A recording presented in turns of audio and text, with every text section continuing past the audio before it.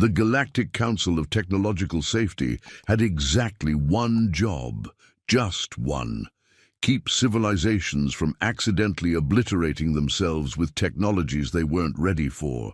They'd been doing this for 11,000 years with a perfect success record. Perfect. And then humanity showed up with a microwave oven and everything went to absolute hell. Clevantis Moop Fenderson the 19th, Chief Compliance Inspector for Sector 79 Alpha, sat in his unnecessarily large office on the station hovering above the planet officially designated as Terra, staring at a piece of paper that simply could not be real. It couldn't be. The universe didn't work this way. Mathematics itself would need to file a formal complaint if this document was accurate. The paper listed 58 technologies. 58, each one individually classified as civilization extinction level, dangerous by every credible xenobiological institute in the known galaxy, each one responsible for at least 3 species going completely and utterly extinct when they developed it prematurely. The Vorkelian Empire, gone because they invented the pressure cooker before understanding thermodynamics. The entire Quelthian collective, wiped out by discovering fireworks before they'd mastered basic chemistry. The Zorthipan dynasty, they'd created the internal combustion engine and driven themselves into atmospheric collapse within 1 generation. And according to the preliminary survey team, the humans had all of them, not just developed. Not just researched in secure facilities under 17 layers of protective protocols. They had them in their houses, regular civilian houses, little boxes where families lived, each one containing enough prohibited technology to qualify as a war crime in 43 different legal jurisdictions. Clevantis pressed the communication button on his desk with one of his 7 tentacles. His assistant, Pimberly Walk, appeared on the screen looking far too cheerful for someone who was about to learn that the universe made absolutely no sense whatsoever. "Pimberly Walk, I need you to verify something for me," Clevantis said, his voice remarkably calm considering he felt like his brain was melting out through his auditory siphons. "The preliminary survey of Terra. Tell me it was wrong. Tell me there was a malfunction in the scanning equipment. Tell me anything other than what this report says."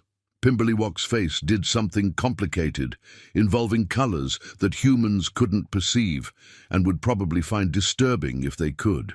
"Sir, I personally verified those readings 6 times. Then I had them verified by 3 independent teams. Then I went down there myself and looked." "You went down there?" "I'm filing for hazard pay, sir. Substantial hazard pay." Clevantis felt something inside his thorax clench. "What did you see?" "Sir, they have devices that generate focused microwave radiation to heat food in every house. They just press buttons and expose their nutrition to Class 7 electromagnetic weaponry. For convenience." That's impossible. The Krillian Wars started because someone weaponized microwave technology. 3 billion casualties. "I know, sir, but that's not even the worst part." Pimberly Walk was now displaying colors that indicated extreme psychological distress. "They have chemical dispersal systems in every dwelling that mix cleaning agents. One wrong combination and you've got nerve gas. They call them cupboards, and they just leave them accessible. No biometric locks, no safety protocols. Children can access them." Clevantis made a sound like a dying refrigerator having an existential crisis. "Get me High Commissioner Vex Thornbellow." Now, High Commissioner Vex Thornbellow had been managing galactic safety protocols since before Clevantis's species had developed their third eye. She was ancient, terrifying, and had personally shut down 8 different civilizations before they could destroy themselves. When she appeared on the screen, Clevantis could see she was already vibrating with bureaucratic fury. "I've read the report," she said without preamble.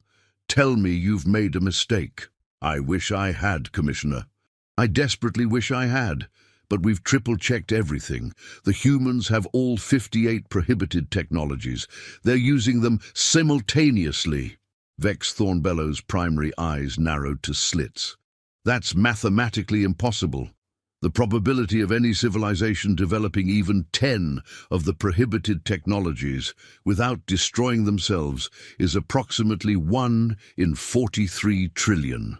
All 58? The numbers don't even fit in standard notation." "I'm aware of the statistics, Commissioner. I have a doctorate in probability catastrophe theory. According to every model we have, humanity should have gone extinct approximately 900 times by now." "Then how are they still here?" Clevantis spread his tentacles in a gesture of complete bewilderment. "We don't know. We don't understand. They just do things, and somehow it works." Vex Thornbellow was silent for a moment. Then, "I'm convening an emergency session of the full council. We need to decide what to do about this before the humans accidentally create a black hole in their kitchen or something equally absurd. Commissioner, there's one more thing. They've achieved spaceflight." The color drained from Vex Thornbellow's face, which was impressive considering her species didn't technically have blood. "What?" "They're using controlled combustion of refined hydrocarbons to achieve escape velocity. They're sitting on top of what is essentially a massive bomb and riding it into space. For fun. Some of them pay to do it." Vex Thornbellow closed all 4 of her eyes. "Convene the council. We're doing this today. No, right now. And get me every bottle of Alterian mind-calming serum in the station. I have a feeling we're going to need it." The emergency session of the Galactic Council of Technological Safety looked like what would happen if you took every species in the galaxy, put them in a room together, and told them the laws of physics had taken a personal day. Representatives from 419 different civilizations filled the council chamber, and every single one of them had read the report on humanity. The noise level was apocalyptic. "Order!" Vex Thornbellow's voice cut through the chaos like a knife through a particularly loud cake. "We will conduct this session with dignity and procedure." A representative from the Quiltharian Assembly, a being that resembled a floating crystal formation, chimed in with a voice like breaking glass. "Dignity? Dignity? They have nuclear reactors. They've figured out how to split atoms, and they're using it to boil water. The Crimthon civilization tried that and irradiated their entire planet within 6 months. "That was an accident," protested another representative, this one looking like an ambulatory fern. "Surely the humans have safety protocols." "They do have safety protocols," Clevantis interrupted. "The problem is that their safety protocols were designed by other humans. It's a completely circular system. It's like asking a fish to design a submarine." A delegate from the Metherian Confederacy, whose species communicated through elaborate dance movements, began gyrating in patterns that roughly translated to absolute existential horror. Their translator device helpfully rendered it as, "Have we considered that perhaps we're all having a collective hallucination? Because that would actually make more sense than this situation." "I've considered it," Clevantis admitted. "I even requested a neurological evaluation. I'm apparently completely sane, which is somehow more disturbing." Vex Thornbellow slammed her enforcement appendage against the podium. "We need to focus. What is our response to this situation? We have protocols for when a civilization develops 1 prohibited technology. We have protocols for 2, but 58? We don't even have a word for what this is." "Extermination," suggested a voice from the back of the chamber. The entire council turned to stare at Ambassador Krill Thorn of the Vindictus sovereignty. The Vindictus were known for 2 things: their efficiency in warfare and their complete lack of humor about anything. Ambassador Krill Thorn stood perfectly still, his metallic exoskeleton gleaming under the chamber lights. "I'm sorry," Vex Thornbellow said slowly. "Did you just suggest we exterminate an entire species?" "Preventative sterilization," Krill Thorn corrected, as if this was somehow better. "It's in the emergency protocol manual, section 12,003. When a civilization poses an existential threat to galactic stability, the Council has the authority to... No! The shout came from at least 30 different delegates simultaneously, creating a harmonic of disapproval that actually shattered 2 of the decorative crystals in the ceiling. The Council has never authorized extermination, Vex Thornbellow said firmly. We've quarantined civilizations. We've monitored them. We've even relocated a few. But we don't commit genocide because a species is making us nervous. Making us nervous? Krillthorn's voice rose half an octave, which was the vindictus equivalent of screaming hysteria. They're using lasers as toys. They point them at each other's eyes and laugh. The Torvelian Empire weaponized coherent light, and it led to a war that lasted 3 centuries. I saw that myself, Pimberlywalk added quietly. They were using them to entertain small Earth felines. The creatures were chasing the light spots, and the humans thought it was adorable. What? Asked a Matherian delegate. Is a feline? A small predatory mammal they keep in their homes, for emotional support. They live with predators? Oh, that's not even the strangest part, Clevantis said, pulling up a holographic display. They also cohabitate with creatures called dogs, which are descended from apex pack hunters.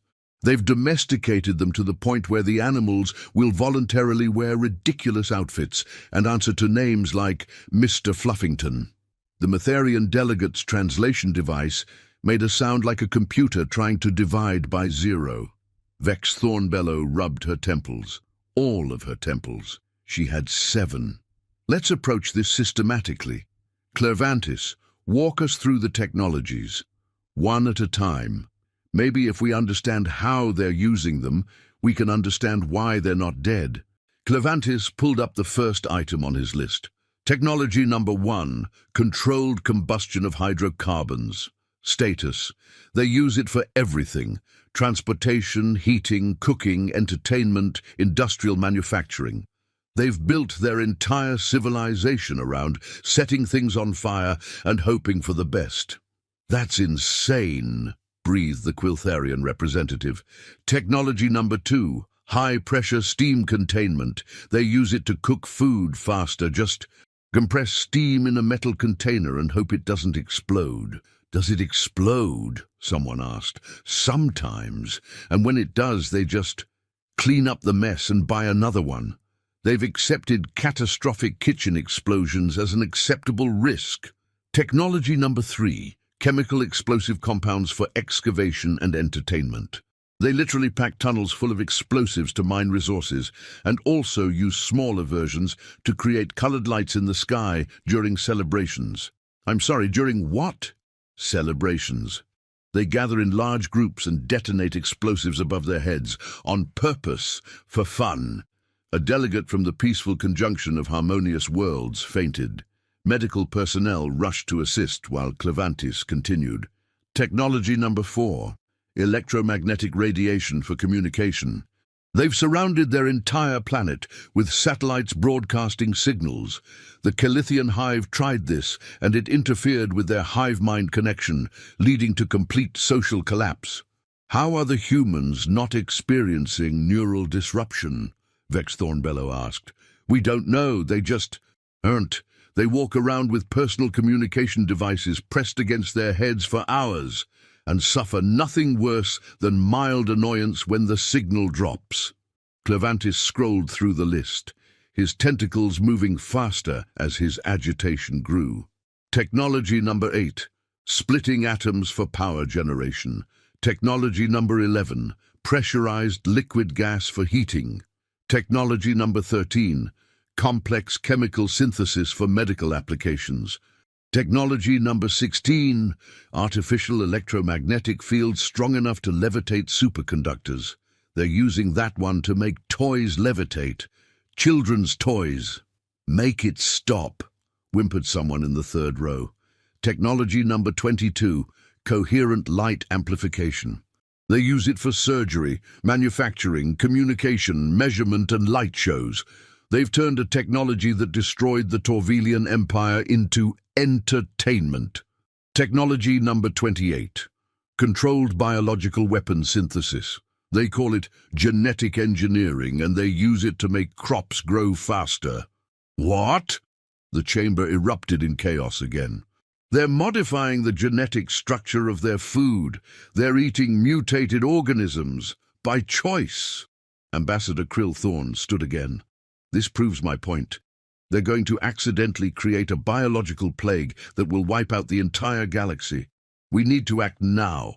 Sit down, Krillthorne, Vex Thornbellow commanded. We're not sterilizing anyone. We're going to handle this diplomatically. How do you have diplomatic relations with someone who treats molecular biology like a hobby? Vex Thornbellow didn't have a good answer for that. Instead, she turned to Clevantis. How many of the 58 have we covered? 28, Commissioner. Dear merciful void, she muttered. Continue. Clevantis took what might have been a deep breath if his species breathed in any conventional sense. Technology number 30. Controlled fission chain reactions. Technology number 34, high-energy particle acceleration. Technology number 39, atmospheric chemical manipulation. Technology number 42, nanoscale manufacturing. Technology number 46, synthetic consciousness development. Wait! The crystal representative from Quiltharia was vibrating so hard they were making a sound like a wine glass being rubbed. Did you say synthetic consciousness? They're creating artificial minds. Oh yes, they're very excited about it. They think it will be helpful. Helpful? The Omnidroid crisis of the Third Era happened because someone created synthetic consciousness without proper ethical boundaries. 18 star systems became uninhabitable. I'm aware of the historical precedent, Clevantis said dryly. I've read the same textbooks you have. The humans have also read about artificial intelligence dangers. They make entertainment about it constantly. Movies, books, games. They know the risks. Then why are they doing it? Because, Clevantis said, spreading his tentacles in defeated confusion. And I'm quoting a human researcher here. It would be really cool to have a robot butler. The silence that followed was the kind of silence that suggested everyone in the room was reconsidering their entire understanding of how intelligence worked. Finally, a small voice from the Matherian delegation asked, "What's a butler?" "A domestic servant. They want to create sentient artificial intelligence to perform household chores." "That's the stupidest thing I've ever heard," Ambassador Krillthorne announced. "And I once witnessed a Glorbian try to eat its own head. Can we perhaps," Vex Thornbellow suggested, with the patience of someone who'd been dealing with impossible situations for several thousand years, "move past our collective horror and discuss actual solutions? We need a plan." "I have a plan," Krillthorne repeated. "It involves orbital bombardment." "Discarded. Next suggestion." The floating fern representative rustled apologetically. "Perhaps we could educate them, send teachers, establish an academy, help them understand the dangers." "They already have educational institutions," Pimberlywalk said. "Very advanced ones. The problem isn't knowledge, it's that they know the dangers and just proceed anyway. They have a phrase for it, calculated risk. But they're not calculating anything, they're just doing things." "Actually," Clevantis interjected, pulling up more data, "that's not entirely accurate. They do calculate risks. They're just comfortable with risk levels that would make any other species immediately file for psychological intervention. We analyzed their space program. They calculated a 3% chance of catastrophic failure on their early missions. 3%. And they went anyway. The crew members volunteered." "That's not bravery," someone muttered. "That's clinical insanity." "Here's what I don't understand," said the Quiltharian representative, having calmed down enough to stop vibrating at dangerous frequencies. "How are they alive? Not philosophically, literally. How has natural selection not removed them from existence? Every other species learns from catastrophic mistakes because the individuals who don't learn die." "Oh, they die," Clevantis confirmed. They die frequently. But they have high reproduction rates and excellent medical technology, so the population keeps growing despite regular casualties from what they call accidents. Accidents involving what? Clevantis scrolled through his files. Let's see.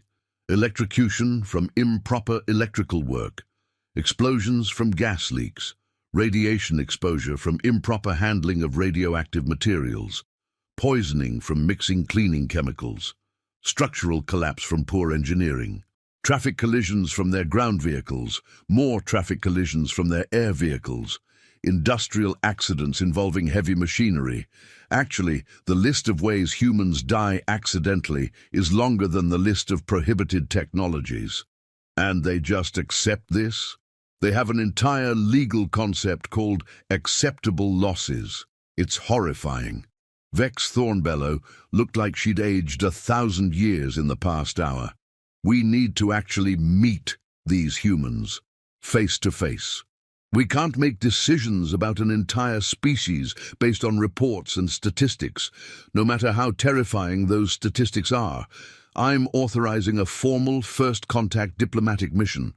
Commissioner, I must advise against... Krillthorn began. Noted and ignored, Clevantis. You discovered them. You're leading the delegation. Take a team down to Terra, make contact with their governmental authorities, and set up a meeting. We'll bring their representatives here to the council and have a civilized discussion about their future. What if they refuse to come? Clevantis asked. Why would they refuse? We're offering them the opportunity to join the galactic community. Every species jumps at that chance. Commissioner, with respect, every species we've contacted before hadn't already developed 58 different ways to accidentally destroy themselves. The humans might be different. Then we'll find out how different they are. Prepare your team. You leave tomorrow. Clevantis felt like his internal organs were trying to file a complaint with his brain. Tomorrow? Commissioner, we need time to prepare, to develop safety protocols. Tomorrow, Inspector. That's an order. D. And that's how Clevantis Moop Fenderson the 19th found himself 24 hours later descending through Earth's atmosphere in a diplomatic shuttle, accompanied by Pimberly Walk, a medical officer named Threndel Pip, who was there to provide psychological support for when they inevitably had nervous breakdowns, and a security officer called Grimshaw Mech, who was convinced they were all going to die. I just want it on record, Grimshaw Mech said, as they approached their landing coordinates, that this is the stupidest thing I've ever been ordered to do, and I once had to arrest a Blorthian crime lord while he was armed with a quantum destabilizer. Noted, Clevantis said, checking their approach vector. Landing site is confirmed. We're coming down in what the humans call Washington District of Columbia. It's one of their governmental centers. D. How do you know they won't shoot at us? Pimberly Walk asked nervously. We sent a message ahead. They've confirmed permission to land. They responded. They're not even surprised by alien contact. Apparently they've been expecting us eventually. Direct quote. The shuttle touched down on a prepared landing area surrounded by human structures. Through the viewing ports, Clevantis could see hundreds of humans gathering to watch. They were holding devices up, pointing them at the shuttle. What are those? Threndel Pip asked. Personal communication and recording devices. They're documenting our arrival. For their governmental archives? No, for something they call social media. They're going to share images of us with billions of other humans for entertainment purposes. We're not even trying to maintain operational security. They're not trying to maintain operational security. We don't have a choice in the matter. The shuttle's ramp extended. Clevantis straightened his uniform, checked that all 7 of his tentacles were properly groomed, and stepped out to meet humanity for the first time. The first human he encountered was a female wearing formal attire and a smile that showed far too many teeth. Humans, Clevantis had read, used this facial expression to indicate friendliness. It was supposed to be reassuring. It was not reassuring. Welcome to Earth, The human said in what the translator rendered as cheerful tones. "I'm Secretary of State Patricia Kowalski. We're thrilled to finally meet our neighbors." "Greetings," Clevantis managed. "I am Chief Compliance Inspector Clevantis Moop Fenderson, the 19th of the Galactic Council of Technological Safety. We appreciate your willingness to meet with us." "Are you kidding? This is the most exciting thing that's happened since we landed on the moon. Well, except for the internet and smartphones, and that time someone invented stuffed crust pizza, but definitely top 5. Clevantis had absolutely no idea what half of those words meant. "Yes, quite. Secretary Kowalski, we need to discuss some concerns the Council has regarding your civilization's technological development." "Oh, you mean the list of 58 things we're not supposed to have?" Clevantis's tentacles froze mid-gesture. "You know about the prohibited technologies list?" "Well, we do now. Your message mentioned it. We've been going through our stuff trying to figure out which things you're worried about. Is it the nuclear reactors? I bet it's the nuclear reactors. Everyone gets nervous about those." "It's not just the nuclear reactors, it's all of them. You have all 58 prohibited technologies." Secretary Kowalski's smile faltered slightly. "All of them? Really? Huh. That's actually kind of impressive when you think about it. We're overachievers." "It's not impressive, it's terrifying. Each one of those technologies has destroyed at least one previous civilization. Some of them have destroyed multiple civilizations. You shouldn't even be alive right now. But we are alive. So clearly we're doing something right?" Clevantis made a sound like a deflating accordion. That's exactly what we need to discuss. The Council has convened an emergency session to determine what to do about your situation. We'd like to invite representatives from your government to attend and explain yourselves. Like a parent-teacher conference, but galactic. I suppose that's an adequate comparison, yes. Sure, we'll send some people. When? As soon as possible. Tomorrow, if feasible. Secretary Kowalski pulled out one of those personal devices and tapped on it. "Let me check with the President. Hold on." She put the device to her ear. "Sir? Yes, the aliens are here. They want us to come to their space station tomorrow for a meeting about all the dangerous stuff we invented. Yes, all of it apparently. Should I confirm?" A pause. "He says yes, we'll be there. How many people can we bring? How many do you need?" "Well, the President, obviously. Probably the Secretary of Defense. Maybe some scientists to explain the technical stuff. Our head of NASA. Oh, and someone from MIT because they love this kind of thing. So maybe 8 people? 8 is acceptable. We'll send you the coordinates and departure time." "Great. Hey, before you go, want to see the White House? We could give you a tour." "I suppose that would be informative." "Awesome. Fair warning, though, we're having some electrical work done on the West Wing, so watch out for exposed wiring." "You have exposed wiring?" "Just temporarily. It's perfectly safe as long as you don't touch it." Grimshaw Mech leaned over to Clevantis and whispered, "I want hazard pay, substantial hazard pay." The tour of the White House was simultaneously fascinating and horrifying.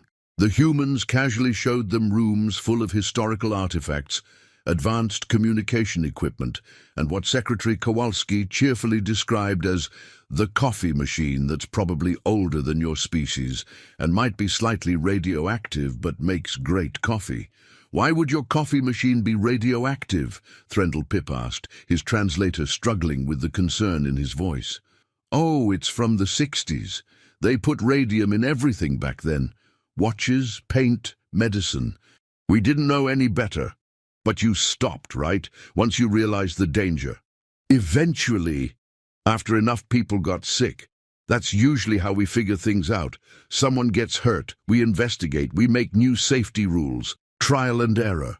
"That's not trial and error, that's trial and casualties," Secretary Kowalski shrugged.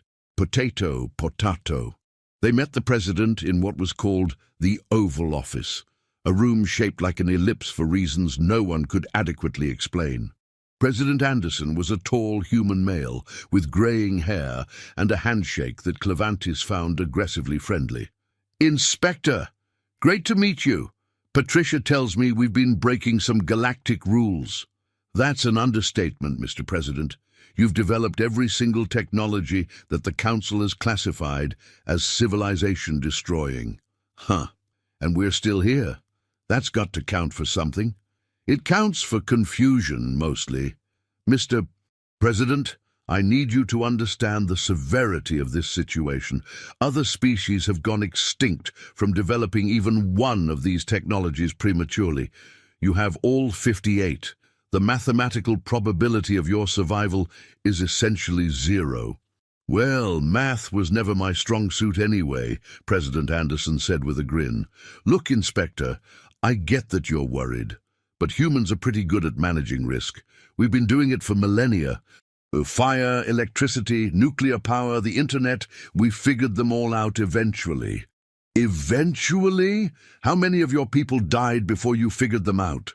I mean, quite a few, but we have like 8 billion people, so statistically it's not that bad. Clevantis felt his sanity slowly leaking out through his auditory siphons. Mr. President, I need to prepare you for tomorrow's council meeting. They're going to ask difficult questions. Some members want to quarantine your entire planet. Others want to confiscate your technology. And one delegate has suggested orbital bombardment. What? They want to bomb us? I've assured them that won't happen, probably. But you need to take this seriously. The future of your entire species might depend on how well you can justify your technological choices. President Anderson's expression became more serious. Inspector, I appreciate the warning, and I promise we'll take this seriously. But I also need you to understand something. Humans don't give up technology. Once we invent something useful, it becomes part of who we are. You can't ask us to uninvent the microwave oven or the combustion engine. It's not going to happen. Then what do you propose? We show the Council that we can handle what we've built. We prove that we're not a threat. And maybe, just maybe, we teach them a thing or two about living with a little calculated risk. The Clevantis left Earth feeling like he'd just tried to have a rational conversation with a black hole. The humans were coming to the Council tomorrow, and he had absolutely no idea how that was going to go. But he had a strong suspicion it was going to be historically memorable. Possibly in the same way the Glorbian incident was historically memorable, which had required 3 separate historical commissions to fully document all the ways it had gone wrong. Back on the Council station, Vex Thornbellow listened to Clevantis's report with increasing disbelief. They showed you exposed electrical wiring as a tourist attraction. They didn't consider it a tourist attraction, Commissioner. They just didn't think it was important enough to mention until I nearly touched it. What would have happened if you'd touched it? According to Secretary Kowalski, I would have received an unpleasant shock and possibly made my tentacles tingly. That's electrocution. They were casually describing electrocution. They have a much higher threshold for what they consider dangerous than we do, Commissioner. It's troubling. Troubling? Troubling! Clevantis. Troubling is when a civilization develops warp drive ahead of schedule. This is catastrophic. Nevertheless, they're coming tomorrow. 8 representatives, including their planetary leader. Vex Thornbellow sat down heavily. Then, we'd better prepare the Council. This is going to be interesting. Commissioner, you've used interesting to describe everything from peaceful trade negotiations to the time the Blorthian ambassador tried to eat the council chamber. Could you be more specific? No, Clevantis. I genuinely don't know what's going to happen tomorrow, and that terrifies me more than anything else about this situation. The next day, the council chamber was packed beyond capacity. Word had spread about the humans, and representatives from civilizations who normally didn't even attend regular sessions had shown up. The viewing galleries were full. Recording devices were everywhere. This was going to be the most watched council session in over 2,000 years. Clevantis stood near the entrance, waiting for the human delegation to arrive. He'd barely slept. Every time he closed his eyes, he saw images of humans casually using prohibited technologies while smiling with those horrifying teeth. The doors opened. The human delegation entered. 8 humans walked into the council chamber like they owned the place. President Anderson led the group, flanked by Secretary Kowalski and a tall human male in a military uniform who Clevantis assumed was their defense coordinator. Behind them came several humans, carrying devices and looking around with undisguised curiosity. "Wow," one of them said, his voice carrying across the suddenly silent chamber. "This place is amazing. Is that crystalline architecture? And that's a gravitic stabilizer. I've only seen those in theoretical papers." "Dr. Ravencroft, please," Secretary Kowalski whispered. "Professional demeanor." "Right, sorry. Professional. Got it." "Doctor." Ravencroft continued staring at everything like a child in a candy store. Vex Thornbellow rose from her position at the head of the council. "President Anderson, welcome to the Galactic Council of Technological Safety. Please, take your seats."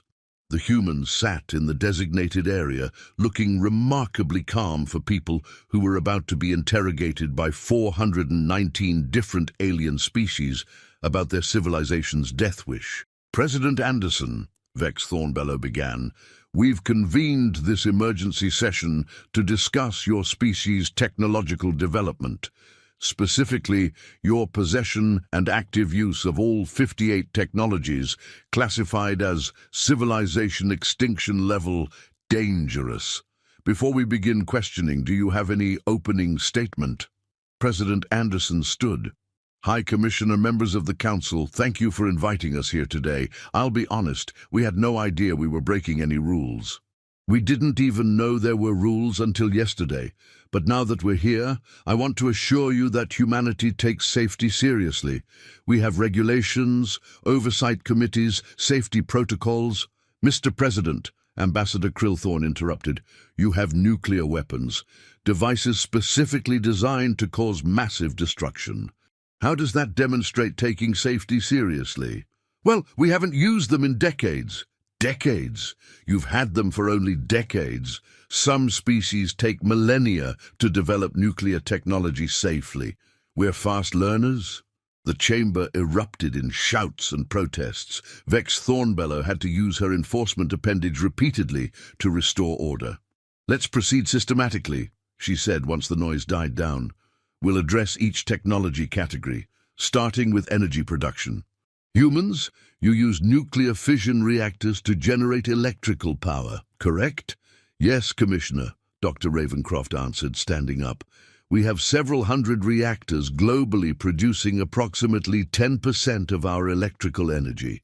"Several hundred?" The Quiltharian representative made a sound like shattering glass. "We have 3 in our entire civilization, and they're buried under mountains with enough shielding to survive a direct meteor strike. Ours are pretty well shielded too. Mostly." "Mostly?" "Well, we had some accidents early on. Chernobyl, Fukushima. But we learned from those. We made new safety standards." "You learned from them? How many casualties?" "Only a few thousand directly, and maybe some long-term health effects for nearby populations. But the important thing is, we learned." Clevantis watched in horrified fascination as Dr. Ravencroft cheerfully described nuclear accidents like they were minor inconveniences. The human didn't seem to understand that every word he said was making the council more convinced that humanity needed immediate intervention. "Let's move on," Vex Thornbellow said, her voice strained. "Genetic engineering. You're modifying biological organisms at the molecular level. Why?" "Better crops, mainly," answered another human, a woman in a white coat. "I'm Dr. Harrington, head of the Agricultural Research Institute. We've developed crop variants that resist disease, survive drought, produce higher yields. You're releasing genetically modified organisms into your ecosystem." "Yes, that's kind of the point. The Glorious Plague was caused by a genetically modified organism escaping containment. It killed 18 billion people." Dr. Harrington blinked. "Well, our GMOs don't kill people. They're just corn. Slightly better corn. Slightly better corn. Do you have any idea what you're risking? Actually, yes. We did extensive testing, years of trials, multiple safety reviews. It's fine. It's fine. Nothing about this is fine. The interrogation continued for hours. Every answer the humans gave seemed to make things worse. Yes, they had artificial intelligence development programs. Yes, they were experimenting with quantum computing. Yes, they had particle accelerators. Yes, they were working on fusion power. Yes, they had autonomous weapon systems. Yes, they knew these things were dangerous. No, they weren't going to stop developing them. But why? The question came from at least 30 delegates simultaneously. Why do you keep developing dangerous technologies when you know the risks? President Anderson stood again. Because that's what humans do. We push boundaries. We explore. We take risks. Yes, sometimes we fail. Sometimes people get hurt. But we also achieve amazing things. We've cured diseases. We've extended lifespans. We've explored our solar system. We've connected our entire world through communication networks. We've done things that probably seem impossible to you because we're willing to try things that seem too risky to everyone else. That's not courage, Ambassador Krillthorne said coldly. That's recklessness. Maybe, but it's gotten us this far. This far toward extinction. We're still here, aren't we? Vex Thornbellow held up a hand for silence. President Anderson, the Council needs to deliberate. You and your delegation will wait in the adjoining chamber while we discuss our options. This may take some time. The humans were escorted out. As soon as they were gone, the Council chamber exploded into argument. We have to quarantine them. We need to confiscate their technology. We should offer guidance and supervision. We should let them destroy themselves and learn from their mistakes. Enough! Vex Thornbellow's voice cut through the chaos. We need a formal vote on how to proceed. But first, I want to hear from our scientific advisory team. Do we have any understanding yet of how humans are surviving with all these technologies? A small, timid-looking alien approached the speaking platform. This was Professor Dendril Quex, head of the Council's Xenotechnology Research Division. He looked like he hadn't slept in weeks. High Commissioner Council members, we've been analyzing human civilization since the initial report came through, and we've discovered something extraordinary. Something that changes everything we thought we knew about technological development. What is it? Vex Thornbellow asked. The humans didn't develop these technologies sequentially. They developed them simultaneously. Multiple dangerous technologies emerging at nearly the same time period, and somehow, impossibly, they created an accidental equilibrium. Explain. Professor Dendril Quex pulled up a complex holographic chart. Look at this timeline. Internal combustion engines, electrical power grids, radio communication, powered flight, all developed within a 60-year span. Then nuclear fission, computers, satellites, all within another 60 years. They were developing everything at once. And here's the extraordinary part. The technologies balanced each other. How is that possible?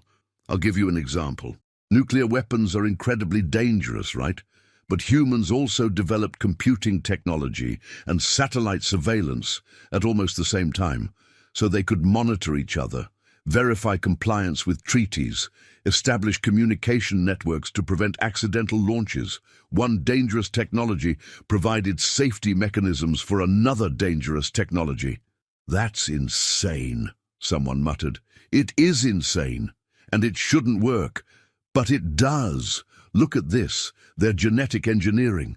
Dangerous, yes, but they developed it alongside advanced computing, which let them model genetic changes before implementation. And they developed it alongside advanced medical technology, which could treat unexpected consequences. Every dangerous technology they created was partially neutralized by another dangerous technology they also created. The Council sat in stunned silence. Are you saying, Vex Thornbellow asked slowly, that humans accidentally created a stable system out of 58 different civilization-destroying technologies? That's exactly what I'm saying. It's mathematically absurd.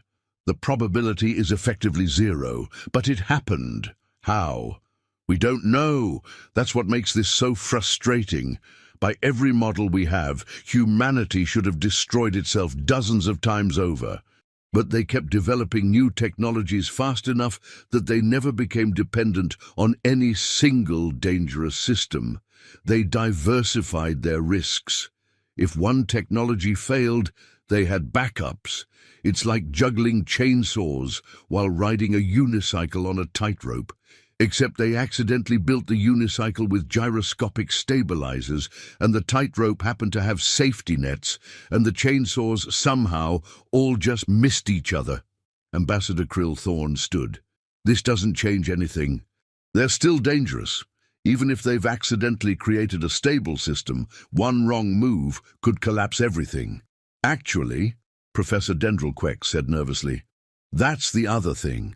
Our models suggest they're past the critical danger threshold. They've developed enough interconnected technologies that their civilization is now more stable than unstable. The dangerous technologies have become load-bearing. You can't remove any single one without potentially destabilizing the whole system. So we can't help them even if we wanted to. Not without potentially causing the exact catastrophe we're trying to prevent. The implications crashed over the council like a wave. They'd spent hours arguing about how to save humanity from itself, only to discover that humanity had accidentally saved itself years ago and nobody had noticed. This is unprecedented, Vex Thornbellow said. In 11,000 years of monitoring galactic civilizations, we've never encountered anything like this. So what do we do? Asked the Quiltharian representative. I move, said a delegate from the Peaceful Conjunction, that we classify humanity as a unique case. We can't quarantine them, we can't confiscate their technology, we can't even guide their development without risking destabilization. So we do the only thing we can do. We watch, we document, and we learn.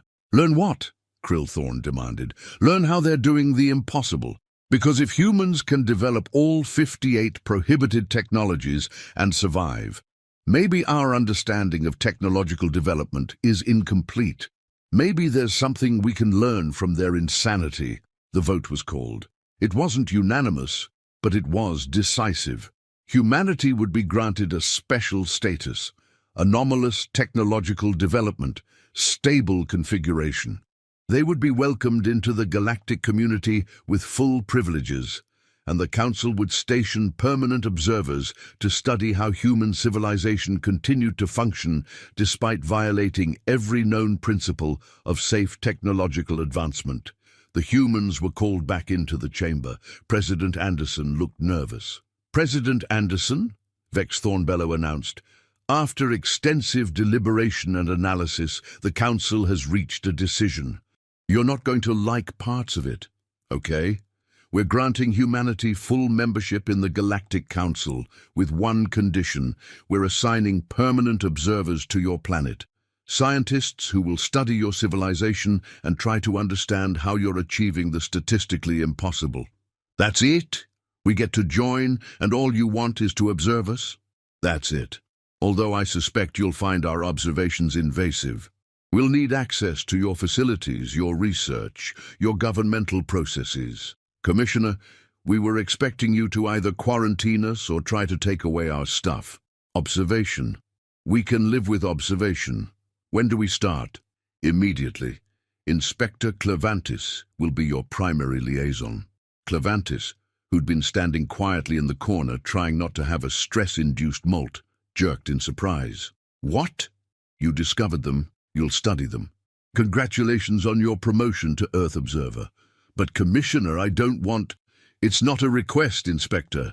And that's how Clavantis Moop Fenderson the 19th ended up accepting a permanent posting to Earth, a planet where people kept nuclear weapons, genetic engineering labs, and quantum computers in the same civilization that also invented reality television and deep-fried butter.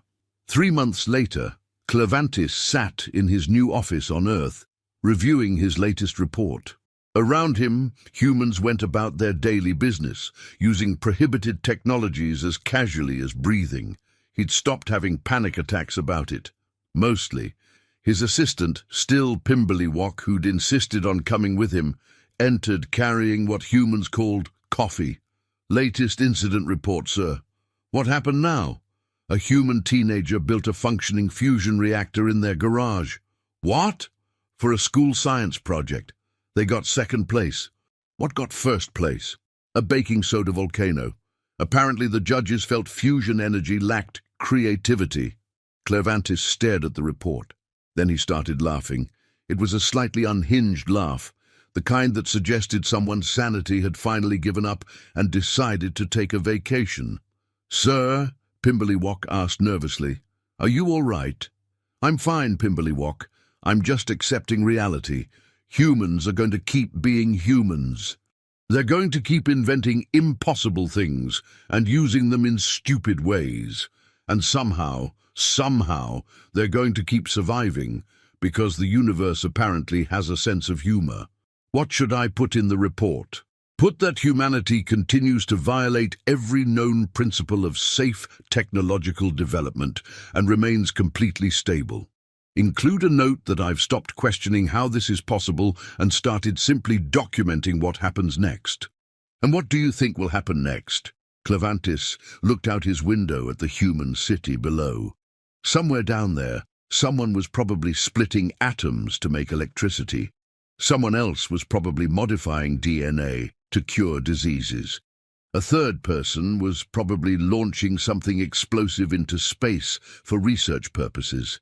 And a fourth was probably just trying to figure out what to have for lunch. I think, Clairvantis said slowly, that humans are going to keep pushing boundaries. They're going to develop technologies we haven't even classified as dangerous yet because we haven't imagined them. They're going to keep taking risks that terrify the rest of the galaxy. And somehow they're going to keep making it work because they're too stubborn to accept that they're doing the impossible.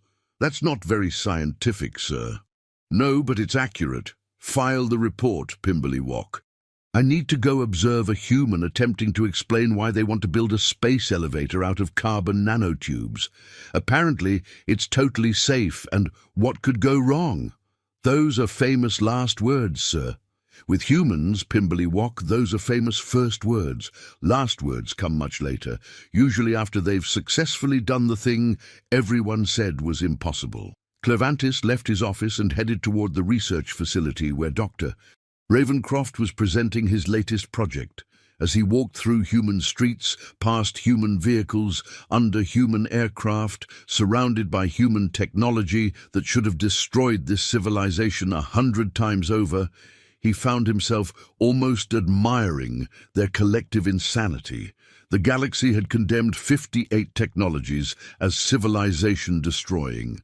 Humanity had mass-produced them, used them to build a thriving planetary civilization, and then asked if anyone wanted coffee made with radioactive water heated by microwave radiation powered by nuclear fission. And somehow, impossibly, insanely, they'd made it work. Clairvantis reached the research facility and checked in with security. The human guard waved him through with a friendly smile. Here to see the space elevator presentation. Should be exciting. Last time Dr. Ravencroft presented something, half the building lost power when his demonstration overloaded the electrical grid. Did anyone get hurt? Clairvantis asked. Nah, just some singed eyebrows. We had pizza delivered while we waited for the power to come back on. You had pizza? Sure, you can't do science on an empty stomach. Want me to order some for today? The demo's supposed to run long. Clairvantis thought about it. Then he surprised himself. Yes, please. Extra cheese. If he was going to spend the rest of his career observing humans do impossible things, he might as well enjoy the local cuisine while he watched the universe's most improbable civilization continue defying every law of common sense. And the truly terrifying part? He was starting to understand why it worked. Not scientifically, not mathematically, but fundamentally. Humans didn't succeed despite their recklessness. They succeeded because of it. They took risks other species wouldn't take. They tried things other species wouldn't try, and every single failure taught them something that made the next attempt slightly less likely to fail. It was inefficient, dangerous, and completely insane. It was also working better than 11,000 years of careful, calculated, safe technological development had worked for anyone else. As Clevantis entered the auditorium where Dr. Ravencroft was setting up his presentation, surrounded by humans who treated visiting aliens like ordinary colleagues and treated potentially catastrophic scientific demonstrations like entertainment, he pulled out his recording device and began his log entry. Observer's log, day 93. Humanity continues to thrive through methods that remain inexplicable by conventional analysis. Today's observation: proposed construction of orbital infrastructure using materials that don't technically exist yet. Expected outcome: either revolutionary advancement in materials science or catastrophic structural failure. Humans seem equally excited by both possibilities. Personal note: I've begun to find this normalcy unsettling in itself. Request psychological evaluation at earliest convenience. He paused, then added one more line. Secondary note: Earth pizza is surprisingly palatable. Recommend adding it to station commissary menu. If we're going to document humanity's impossible existence, we might as well enjoy some of their impossible food. Dr. Ravencroft began his presentation with the words, "So I know this sounds crazy, but hear me out." And Clevantis settled in to watch another human scientist propose something that violated multiple physical laws and would probably somehow work anyway. The universe had rules. Humanity had suggestions. And Clevantis was beginning to suspect the universe was too tired to argue anymore.